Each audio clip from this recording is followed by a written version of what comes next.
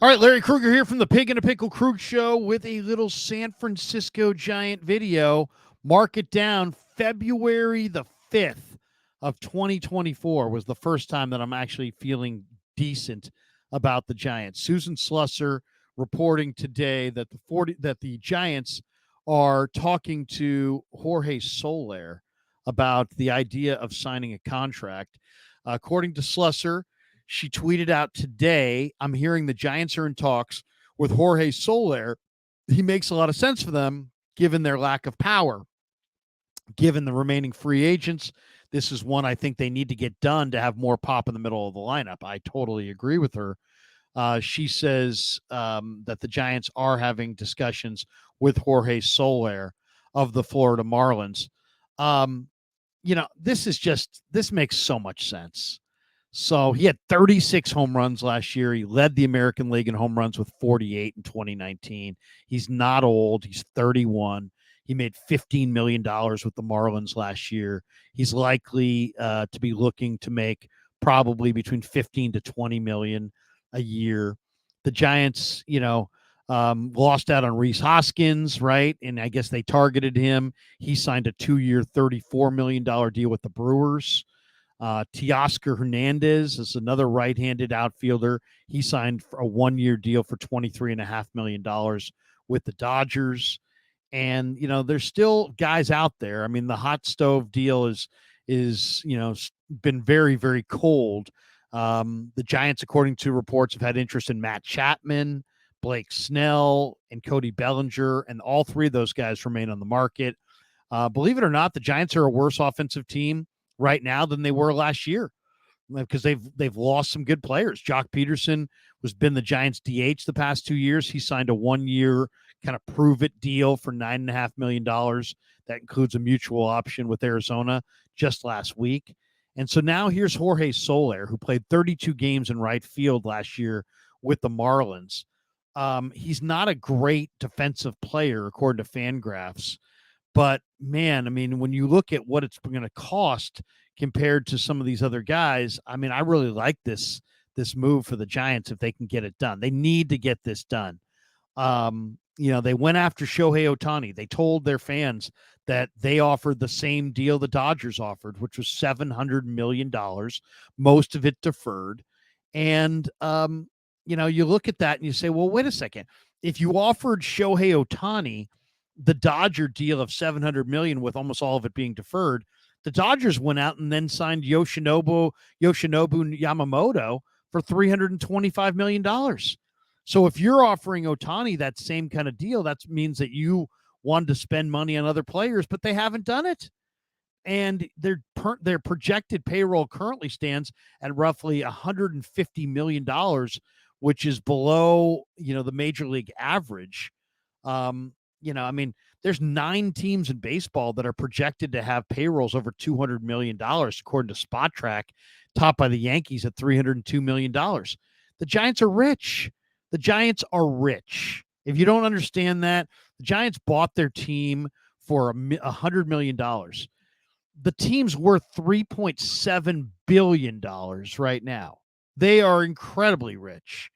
I mean, the Giants don't have prospects, but they do have cash. They don't have attendance, right now, but they do have money. So, and right now, who's going to hit 3, 4, 5 for the Giants? Wilmer Flores, coming off a career year. He's a part-time platoon player. Michael Conforto. I mean, that's Soler. Not only has been good, he's been good in the postseason. He's got a over 1,000 OPS in 28 playoff games with the Cubs, Braves, and Marlins. In 2021, he was the World Series MVP when Atlanta won it all. Jorge Soler, World Series MVP. And he's hit well at Oracle Park. If you look at his numbers at Oracle Park, he's hit .317 with a .929 OPS with 2 homers and 41 at-bats. So this makes so much sense. I hope the Giants get this done. One, I want to watch this player every day. I mean, this is a guy who can hit the ball over the fence. This is a force. This instantly becomes your most dangerous hitter in your lineup. You got to have this player. I mean, to me, I want Bellinger and this player. But you got to start adding some middle of the lineup bats. I mean, you're not going to be able to win every game 2-1. Your pitching's not good enough. Your defense is not good enough. The old song, when the Giants come to town, it's bye bye baby. The Giants haven't had a 30 home run bat since Barry Bonds. He stopped playing with the Giants, 2007, 2008? It's 2024. You haven't had a 30 home run bat in over a decade. I mean, that's ridiculous. This is the franchise that used to have Mays and McCovey and Cepeda, that had Will Clark, Matt Williams, Darryl Strawberry, and Kevin Mitchell. I mean, the Giants come to town, it's bye bye baby. Right now, when the Giants come to town, it's sleepy, sleepy, sleepy, and tons of empty seats. So this to me is exciting. I've ripped the hell out of Farhan, and as far as I'm concerned, justifiably so. He has talked a huge game. We're going to leave no stone unturned. We're going to go after big names. They haven't done anything. His trades are underwhelming. His signings are, you got to go look up the guys. It's become a no-name mishmash of nothingness. And their farm system was supposed to be totally, rejuvenated under Farhan. We've seen Patrick Bailey, but the Giants farm system is the lowest rated farm system in the NL West. The Dodgers, the Diamondbacks, the Padres, and the Rockies all have higher rated farm systems than the Giants. So if you're not winning on the farm, you're not winning in the regular season, you're not winning with your attendance, what are you winning? I mean, what exactly? Why should we be excited about Farhan? I think Farhan needs to sign a couple of really good bats. You got to be able to score runs. You have to be able to entertain your fans. There's a reason that nobody goes to the ballpark. There's no reason to go to the ballpark. Jorge Soler is the kind of bat that would excite Giants fans. He's born in Cuba. He's got tremendous power, tremendous bat speed. He played for the Cuban national baseball team in international competition. He defected from Cuba in 2011 and established residency in Haiti, and then signed a 9-year contract with the Cubs. He made his major league debut in 2014 and then won that 2016 World Series with the Cubbies. They traded him to the Royals after 2016. He led the American League in home runs in 2019. He got traded to Atlanta in 2021. He helped them win the World Series and won the MVP award. And then signed last year with the Marlins before the season, or I should say before the 2022 season, and played 2022 and 2023 with the Marlins. But you're talking about a guy who's 6'4", 220, huge right-handed power. I mean, five-tool kind of talent for sure. He's already been an all-star. He's a 2-time World Series champion. He's a World Series MVP. He's an AL home run leader. This guy hit a home run in his first major league at bat.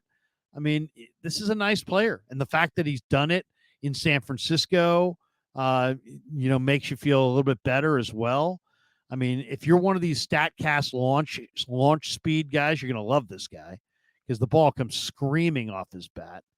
And this guy's worth the price of admission. Now, he can get into deep funks offensively where he's, kind of streaky, and he'll go through a period of time in the regular season where he's not making a lot of contact and there's a lot of swing and miss in his game. But who cares?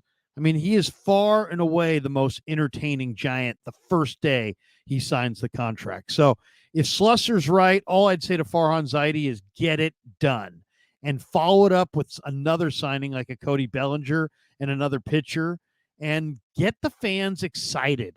Come on, Farhan. It's February the 5th. All right? I mean, how long are you going to blame Boris for a slow market? A couple of weeks ago, it's like, well, only the Dodgers have signed people. Well, you know what? No. Rhys Hoskins is a Brewer. And look at what the Diamondbacks have done this offseason. It's more than the Giants have done. The Giants need a middle-of-the-order bat in the worst way possible. I know there's a lot of Giants fans that watch me and go, oh, you're so negative on the Giants. I'm so negative on the Giants because the Giants are a negative story. That's it. If the Giants did positive things, I would be positive. If they sign Jorge Soler, I will stand up and cheer like everybody else. I will sit there and be like, way to go, Farhan. Can't wait to watch it. Go buy your spring training tickets.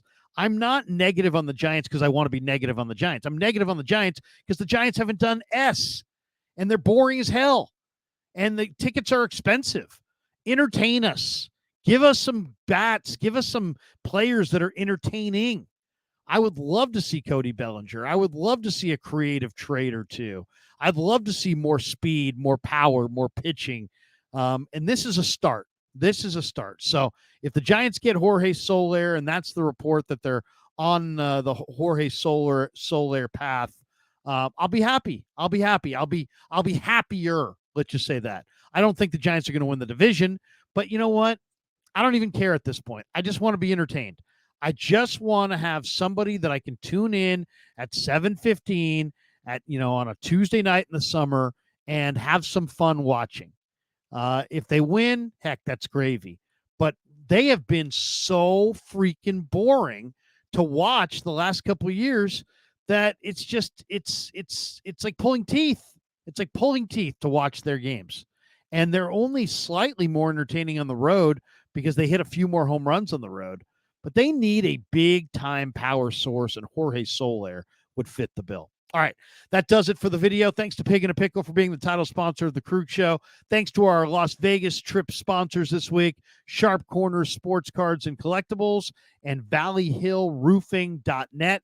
Check them out. The links are in the description. And thanks to all you guys for supporting the Krug Show on YouTube.